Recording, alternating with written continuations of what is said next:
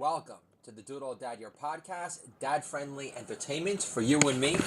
Controlling our kids through comedy can make our kids great again. And I'm your host, Michael Kornbluth, and this is episode 64. Chosen Curls was bound to woo! Out of the womb, he rocked a moosed-up mohawk, looking like a dreamy crossbreed of Vince Neil and Bret Michaels in the making. Who doesn't require makeup to pull off the cock rock whaler look? Can I get a holla for some holla? Most babies are born baldies, which is gross. Plus, they're born with indentations on their heads, looking like they were dropped on an anvil one too many times, because Nurse Jackie got the shake since running out of methadone.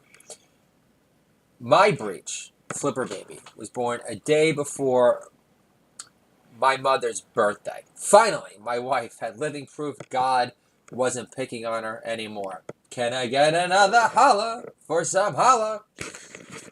Chosen Curls mounted his high chair in 13 months flat with rock solid drive.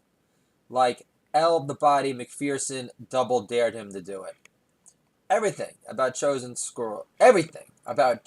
Curls screams nature boy. Woo! Like him trying to poke Sleeping Beauty's eye open with his pee-pee on his sister's Amazon Kindle. Can I get another holla for some holla? Chosen Curls was bound to woo! He stops traffic in Stop and Shops, even after the prime rib sample station opening. I almost missed the birth of Chosen Curls because I had to wait 5 hours for my in-laws to arrive, because my father-in-law let his wife drive and chose to pass on exerting his manhood.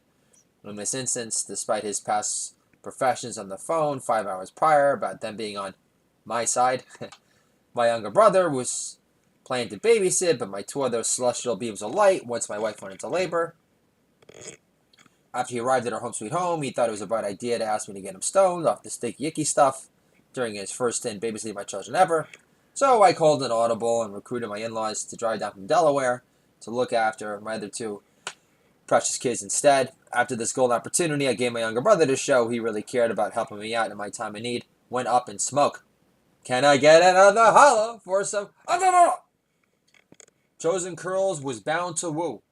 He's been blessed with the most naturalistic, non-strained smile of all time, as opposed to Leonardo DiCaprio's strained one because he's grinding his teeth from too much subpar blow taken again. Chosen Curls was bound to woo. He waddles with excitable joy across the room, like Charlie Chaplin Jr. after taking a dump in his pants, without ever losing his non-predatory charm along the way. Chosen Curls was born to woo! He throws a powerful, straightforward jab at 20 months old. I'm not calling him the second coming of Adonis Creed, but his big brother will be crying no mas in no time. No offense, Art Show USA, but he'll break you. Can I get another holla for some holla? Chosen Curls was bound to woo. At 20 months old, he's already throwing 5-pound free weights across the room like he was flicking pistachio nutshells at Andy Dick passed out in the Viper Room 3 hours before New Year's Eve. Chosen Curls was bound to woo! As Chef Samuels in our family meal review show, Crazy Good Data, he points at Onion and says, eyes! Or on my smartphone, showing a clip of Chelsea Handler after election night. What difference does it make? But at least now Chelsea Handler is a full-time social media activist. So we no longer, so she could detract attention away from her tit-sagging popularity. Can I get another holla for some holla? Chosen Curls was bound to woo when he claps it up to Moth into Flame by Metallica in the car. He emanates rip-roaring, feel-good joy. Rockstar Reddy's emotive clapping antics could go viral alone. Chosen Curls was bound to woo when we're in coffee shops and busty Italian milfs asked to hold him. I tell him later, you do realize your star power stems from Dad Does Tree Truck, right? Chosen Curls was bound to woo Big sis and big bro are tucked in. I ask Rockstar ready. You want to hear one of Dada's podcasts in bed? He yells with excitable glee, yeah!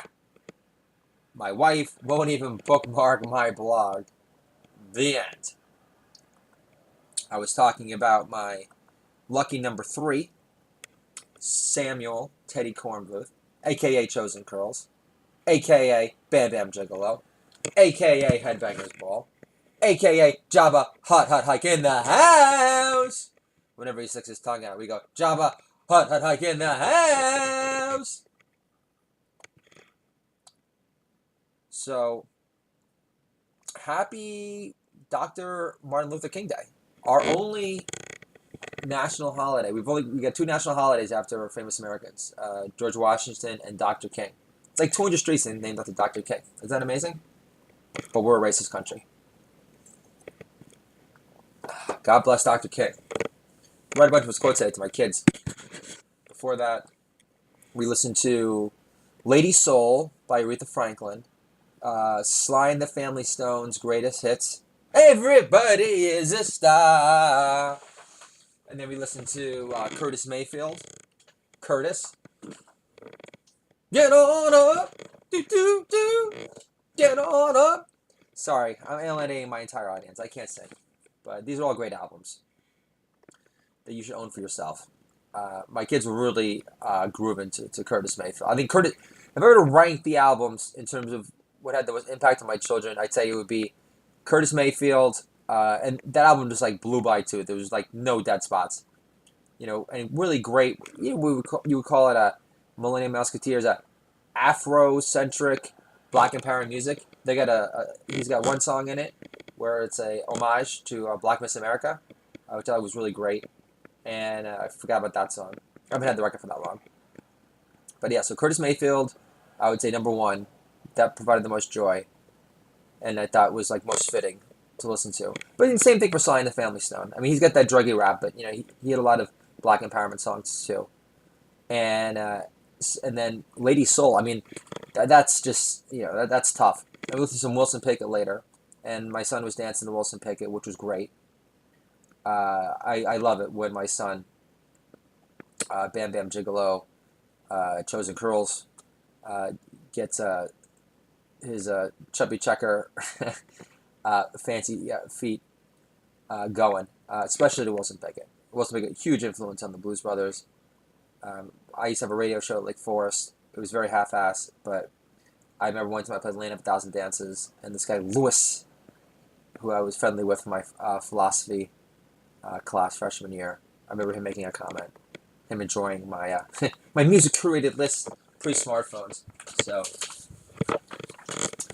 and I still love the line by Wilson Pickett, I'm a man and a half.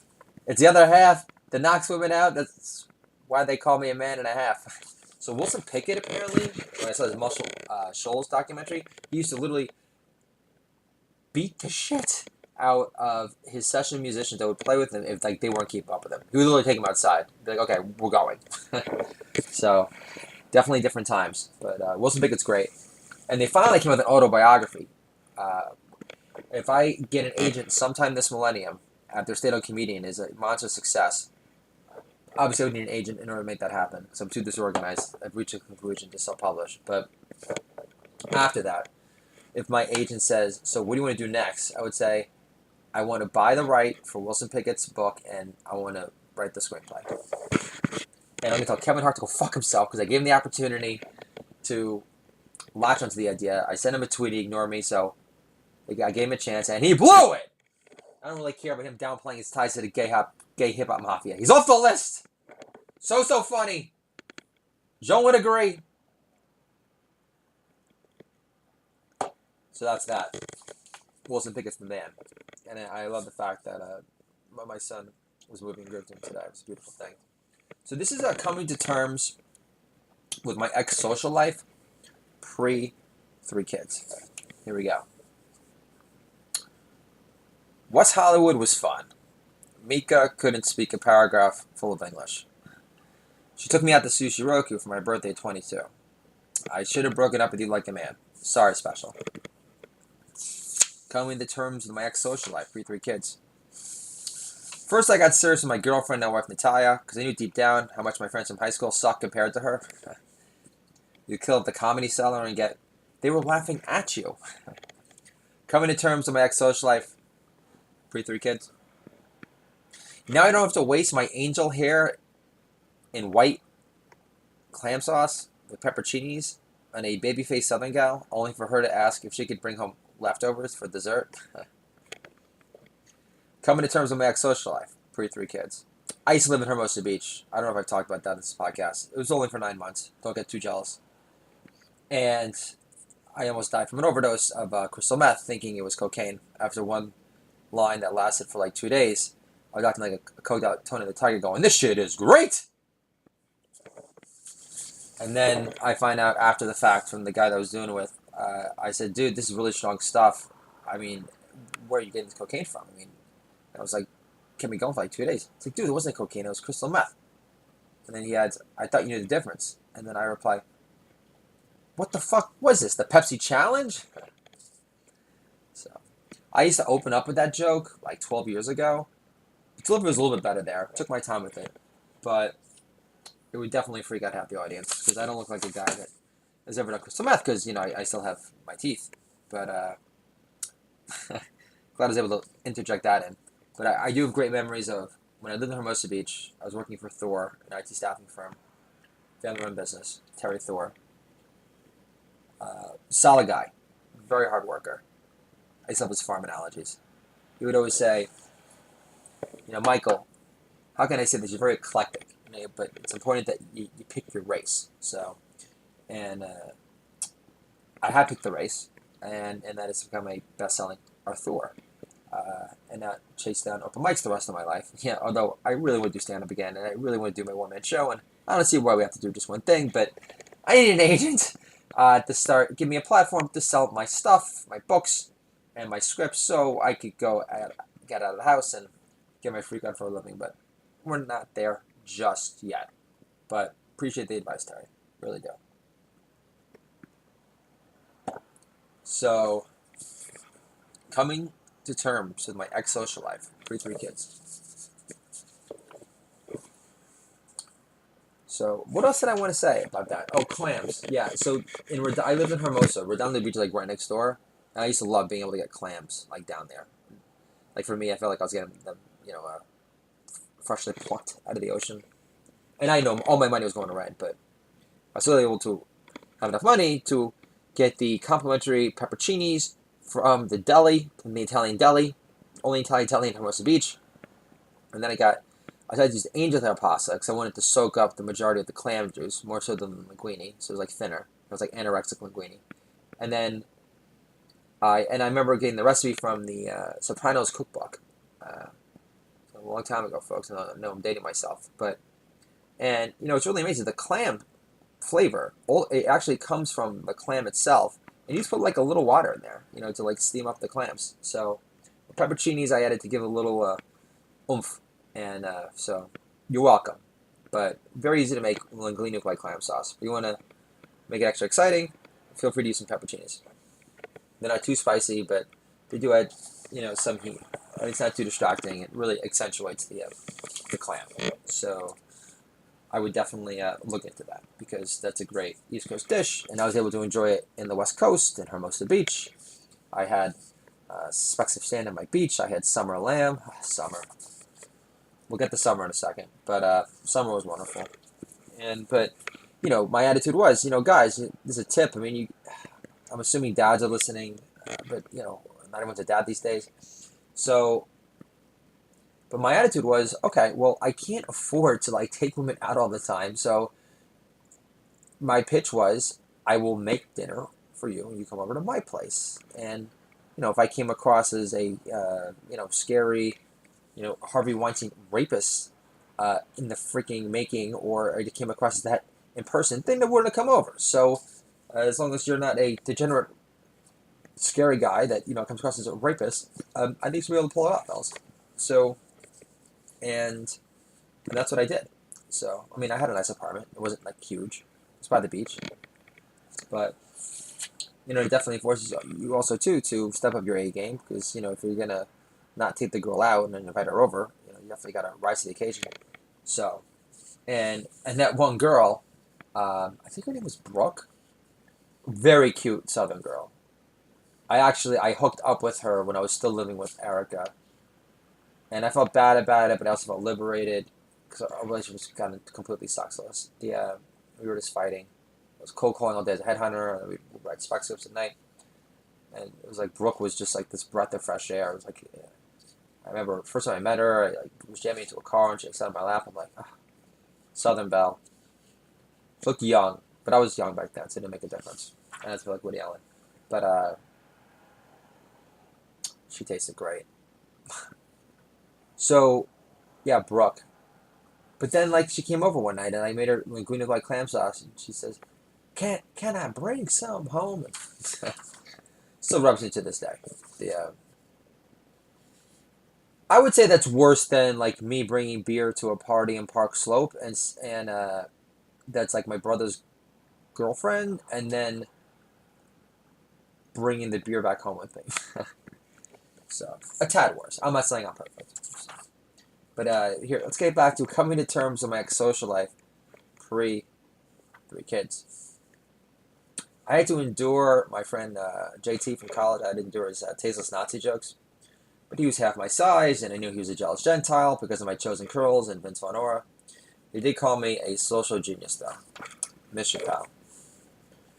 Coming to terms with my ex-social life pre-3 kids. My old roommate Dan was right. I did puff the ganja in excess for my lack of buds nearby. Jacob, my dealer, was the best. Always made him laugh. And I wasn't funny. I wasn't very funny back then either. Totally blanking on how I met him. Coming to terms with my ex-social life. Pre-3 kids. I'm so lucky. Erica pushed me to write, create, and stretch my imagination. She bought us tickets for a taping of Friends for my birthday.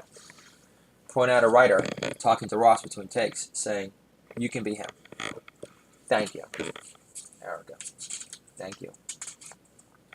Coming to terms with my ex-social life pre-3 kids. I love living with my roommate Jay in Sherman Oaks. He really cared for me. When tripping on mushrooms with him when I got fired from my first and only bartender job, I had a fancy 4-star French restaurant in West Hollywood on La Brea after months of searching. I was filling up a tree in some park in Sherman Oaks.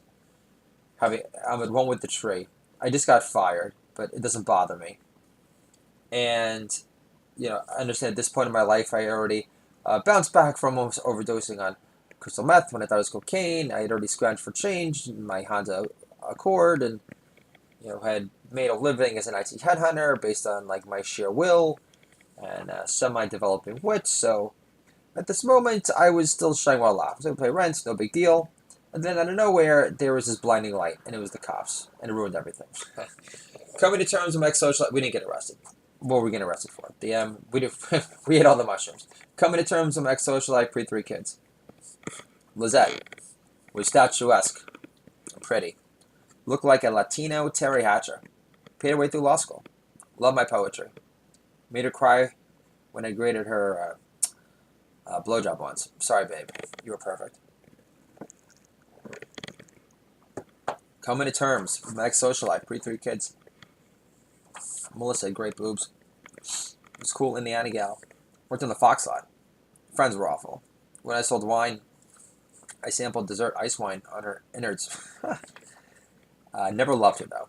Sorry, pretty. Coming to terms with my ex-social life pre-3 kids. I did sing karaoke every Friday with my roommate Jay. I met Leslie from the Valley. There. She sold porno DVDs for a living, which is Paul Thomas Anderson material I've done Goonish with. She was really good to me. Love you, Leslie. You were great. Coming to terms with my ex-social life pre-3 kids. My roommate fat-shamed a Mexican girl that I was semi-dating, kind of, who really loved me. Heart so breaks for her. So sorry, gorgeous. Worked as a film editor for MGM.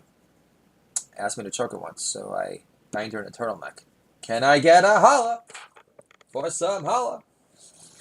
Coming to terms with my ex-social life pre-3 kids.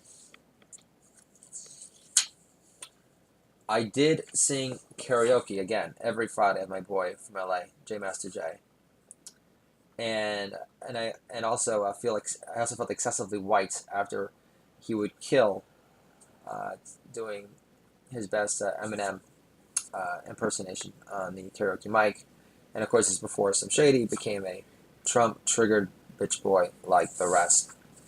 Coming to terms with my ex-socialite, Pre-3 kids. I auditioned for the reality show Blind Date in the same room as Disco Dan. Got on the show too. In the end, all I got out of Blind Date was a free meal and herpes. The joke was always a guaranteed laugh yanker when I used to do stand-up in the city. Coming to terms with my ex-socialite, Pre-3 kids. It was hard to top my summer wind, summer lamb. Yummy. So sweet. Her plan for us? Move to Santa Barbara, she'd day trade, and I'd write books. I fucked that one up. Love you forever, perfect. Coming to terms. And Summer Lamb actually attended private school called Punahou in Honolulu, in the Big Island, where Barack Obama attended. And just to be clear, I also had a good friend from college, Michael Kowal, that attended the same school. And I can confirm the fact, because I know two people that went to that school, that for all the talk of Barack Obama being such a big baller, okay, hey Barack, if you were such a, hey Hussein, if you were such a big baller, then why were you riding the bench at an all-Asian private school in Hawaii? Can I get another holla for some hiya, hiya, holla? Coming to terms with my ex-socialite, Pre-3 kids. I do shotguns of the ganja with Summer on my Hermosa Beach pad. She didn't even like the green, despite going to the same school as Obama, like I mentioned before. And she loved Metallica. She was like that dream girl that, similar to my wife right now, that Chris Rock talks about. Like no girl likes like Metallica and Seinfeld and like the Wu-Tang, like something like that. So, but both of them did. So, obviously, what are you telling me that Rosario Dawson wasn't that magic someone in your life, Chris? So, I'm sure Cory Booker would disagree. Apparently, he's dating Rosario Dawson right now. Damn, her boobs are perfect. Coming to terms with my ex-socialite, Pre-3 kids. Erica's dad at Westwood had a keg of Sierra Nevada Pale Ale on top constantly. Fuck. Now I have to be having my father-in-law's leftover brown ale from Maine 2.5 years ago. I know it's a very entitled, I don't know, enraged observation, but I don't care. I'm sounding way too relaxed in this podcast. I apologize, folks. Coming to terms with my ex-socialite, Pre-3 kids. Leslie had issues. Still, she did look like a shorter Lorraine Bracco to me, and her dad's house in Malibu was sick. Doesn't make up for her terrorizing me at work, almost getting me arrested for fake news assault charges and a restraining order, but makes a good story. So that actually did happen, folks. All of a sudden, it's like, I don't know, watching 24, Keep It Sutherland, just give you some time frame. It's ages ago. All of a sudden, cops knock on my door, and like Leslie was there, and she used to be a makeup artist, and she had like mascara all over her face, and she had, understand, folks, I had broken up with her, and she told the cops that I had like beat her up. So all of a sudden, I'm in handcuffs. I go, officers, this woman's crazy. Do it all dad tip over here. Always save your voicemails, especially when you have a psychotic psycho that's harassing you, trying to make your life living hell because you don't want to date him anymore, which is what happened to me. Officer just listened to one of these voicemails, and they eventually did. And then the cops did like a complete 180, 360. I still don't even know how that expression works. And they literally like apologized to me and felt excessively bad for me. I wouldn't call it white privilege. They were able to hear like the sheer hysteria. But Leslie was still good to me, and she always said that they were taking advantage of me in Remington, which they were. She was smart about that. And we had some good times together. So, love it, babe. Coming to terms with my socialite Pre-3 kids. My first year of doing open mics in LA was humbling. I fumble an opener, joke about Ron Artest. My saver, and only laughed that night, this is at the Rainbow Room, was this. This is my saver. I love black guys because they don't discriminate against the P word. Of course, I said the actual P word. Coming to terms with Max Social Life, Pre-3 kids. It wasn't so great to begin with, especially knowing I had to slam J and B Scotch on the rocks from my high school friends to fill the entertainment void left by the lackluster Blob Brand Company. The end. Should have ended on the P word, but who cares? This is Do All Dad Here podcast. Dad-friendly entertainment for you and me. Controlling our kids through comedy. Can make our kids great again. I'm going to do a prayer here for Dr. King. Dr. King, I pray that moving forward in our country, that we don't have to hear about any more deep state coups to take out the real truth-telling, American, loving, God-celebrating patriots like yourself, like Malcolm X, like John Lennon. I'm going to throw in Bob Marley. And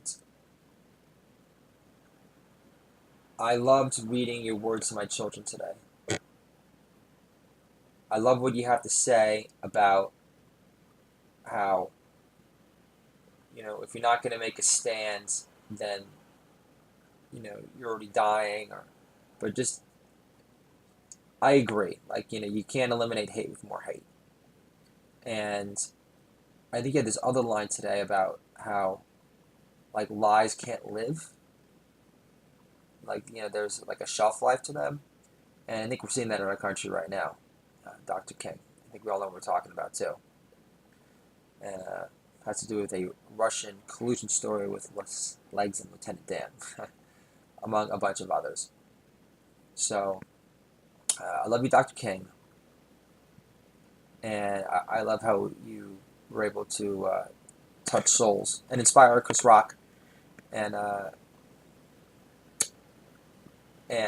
Dr. Savage and John F. Kennedy and Bobby. Let's throw in Public Enemy. Despite them not being too particularly into my people. And it makes me happy knowing that you do what you did in America and that you did what you did through peaceful, protests and not this, fascist, divisive, Antifa shit, that's going on today, that's trying to pass themselves off as being effective do-gooders. I'm sure there's a lot of, regarding Black Lives Matters, that you would be wholeheartedly against. But, we have some black neighbors here. My daughter's not like friends with them, so they're not like necessarily holding hands like to the school bus, but if they were over here for dinner and we did grace, which we don't do, but if we went to do grace for them, they put their hands together and it wouldn't be an issue. But I love exposing my children to my African American, my black heroes. Today, listen to Aretha, Sly Stone, Wilson Pickett. Children love Coming to America, and that's The Rock. These are all really cool things. So this is Dual Dad Your podcast. Happy Dr. Happy Dr. Martin Luther King Day to all.